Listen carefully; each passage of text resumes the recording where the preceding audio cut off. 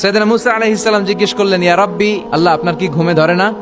আল্লাহ বললেন, কোনো কথা বলা যাবে না, দুইটা গ্লাসের ভেতরে পানি নাও, পানি ভর্তি গ্লাস নিয়ে তুর পাহাড়ের উপরে দাঁড়াও। সাইয়েদনা মুসা আলাইহিস সালাম দাঁড়ালেন। আল্লাহরে আবার জিজ্ঞেস করলেন, আল্লাহ আমি জিজ্ঞেস করলাম কি আর আপনি করতে বললেন কি?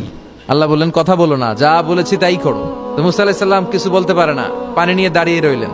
মুসা আলাইহিস সালামকে আল্লাহ বললেন, তুমি দাঁড়িয়ে থাকো আর ঘুম রে, বললেন ঘুম তুই মুসারে ধর। ঘুম যে এবার সাইয়েদনা মুসা আলাইহিস সালামকে ধরেছে। উনি ঘুমের ধাক্কায় আর থাকতে পারেন না, একবার ডানে যায় আরেকবার বায়ে যায়। ঘুমের ধাক্কায় হঠাৎ করে কাত হয়ে পড়ে যায় আর গ্লাসগুলো মাটিতে পড়ে খান খান হয়ে ভেঙে যায়। আল্লাহ ডেকে বললেন, মুসা বেশি কিছু হেফাজতের তো দায়িত্ব দেই নাই, শুধু দুইটা গ্লাস হেফাজতের দায়িত্ব দিয়েছে। ঘুমের কারণে এগুলোর হেফাজত করতে পারো নাই, ভেঙে খান খান হয়ে গিয়েছে।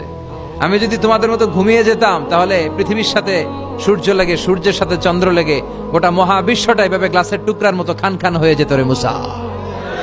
এজন্য লা তাখুযুহু সিনাতু ওয়ালা নাওম, আমার ঘুমেও ধরে না, ঘুমের আগে যে তন্দ্রা আসে ওইটাও ধরে না।